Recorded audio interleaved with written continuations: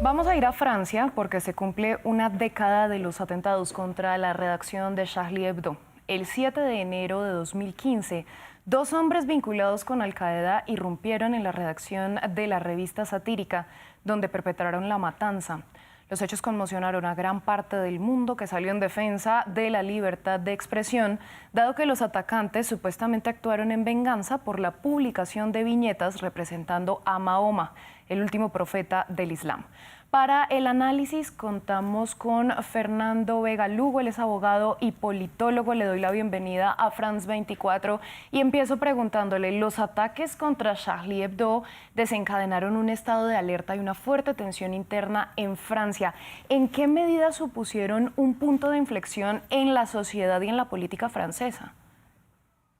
Bueno, buenas tardes, buenas noches, gracias por la invitación. Sin duda alguna, los atentados de Charlie Hebdo y la serie de atentados que se presentaron en Francia en 2015 marcaron un punto de inflexión muy importante en Francia, tanto desde el punto de vista societal, si se quiere, como desde el punto de vista político y jurídico. Por un lado, en el plano societal, es claro que se instaló este prisma de la inseguridad, este prisma de la amenaza permanente sobre la cual una gran parte de la sociedad francesa piensa que vive o percibe que vive, y se genera también a partir de eso, digamos, un chivo expiatorio de alguna manera, o se alimenta un chivo expiatorio hacia una amenaza a la seguridad. En el plano jurídico, vamos a decir, hubo también una evolución normativa que se dio a partir de los atentados del 2015, donde se reforzaron las medidas antiterrorismo, donde se cambió todo el paradigma también legislativo que existía hasta el momento en Francia en materia de seguridad nacional y de leyes antiterrorismo. Y en materia política también vamos a decir que entramos a una nueva etapa de la vida política francesa, donde la seguridad entra a estar en el corazón del debate político, donde los discursos también anti-inmigración empiezan a ligarse al tema de la seguridad y empiezan también a consolidarse en esta década, digamos, no a partir de los atentados en específico, sino a partir, digamos, de la instalación de todos estos discursos que hemos señalado. Bueno, ese mismo año, pero en noviembre, sabemos que un comando vinculado al autoproclamado Estado Islámico perpetró los atentados del Bataclan, del Stade France, de las terrazas en el centro de París. ¿Cómo se explica que Francia fuera objetivo de semejantes ataques del fundamentalismo islámico? Es decir, ¿por qué Francia? Bueno, frente a eso hay bastantes formas sobre las cuales se podía analizar. Una primera forma, sin duda alguna, tiene que ver, y lo vemos más claramente en los ataques de Charlie Hebdo, la laicidad francesa y los principios, digamos, de libertad de expresión que proliferan o que han estructurado a Francia, ligados también a la visión de la laicidad que existe en Francia, tan única y tan propia de Francia, es algo que sin duda alguna al fundamentalismo y al extremismo islámico le genera bastante tensión y le genera bastante molestia, ¿sí? No es la misma visión que hay frente a la laicidad incluso en países vecinos como el Reino Unido, como Alemania, como Italia o como España, y esto ha sido sin duda alguna un elemento que ha generado bastante, o que ha hecho que Francia sea también bastante objetivo de esto. Lo vimos recientemente, por ejemplo, también en casos como el del profesor Samuel Paty, también asesinado por temas ligados a caricaturas que van en torno a eso. Ya luego hay otros análisis que se pueden analizar en torno a lo que tiene que ver con el pasado colonial francés, en torno a lo que tiene que ver con el rol geopolítico que ha jugado Francia en la contención al Daesh en África, con el rol que ha jugado Francia también en algunas operaciones militares en países como Siria.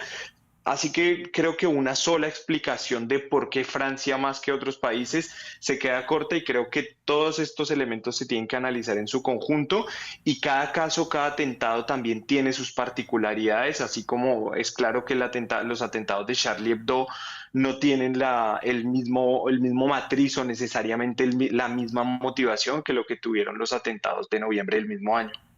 Bueno, usted lo estaba mencionando en su primera respuesta, Fernando, y es que estos ataques cambiaron las leyes antiterroristas en Francia. Quiero profundizar sobre eso. ¿Cómo se produjo este cambio? Bueno, a lo largo del año 2015 mismo, bajo el gobierno de Manuel Valls, la presidencia de François Hollande, se presentaron las primeras medidas que reforzaron las penas para el terrorismo. Digamos que en Francia hasta ese momento, no vamos a decir que se subestimaba, pero había un tratamiento punitivo que era distinto al que se empezó a generar a partir de 2015.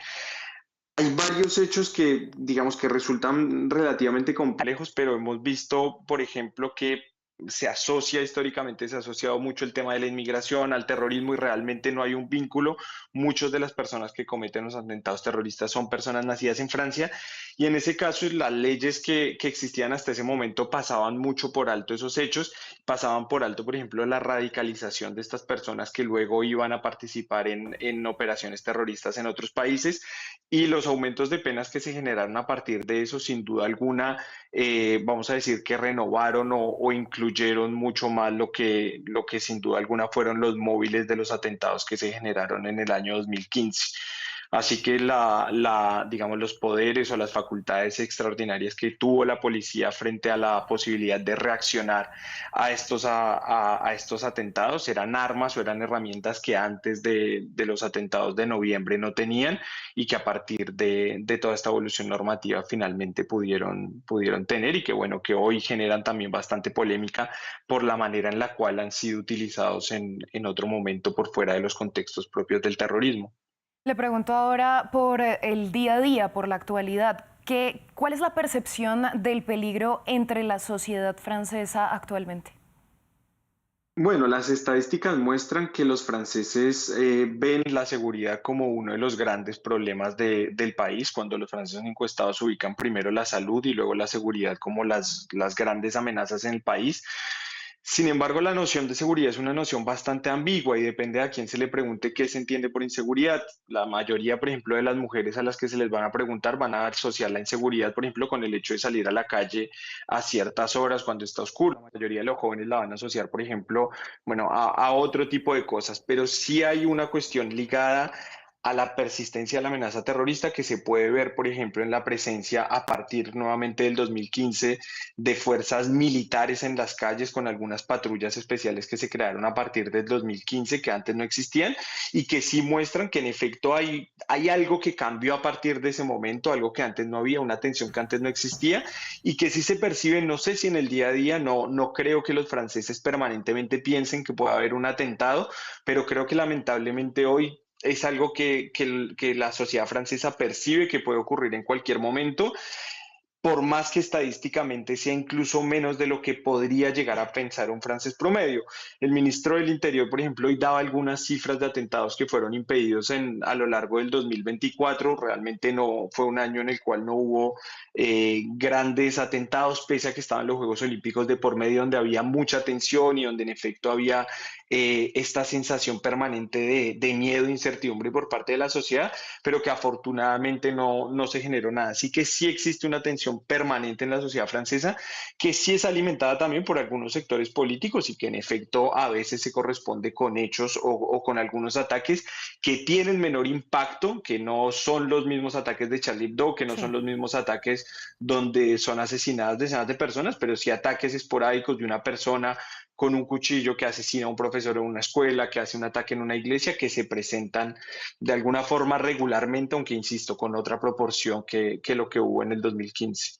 Pues Fernando, a usted muchas gracias por su análisis y por compartirlo con nosotros en France 24. Muchas gracias.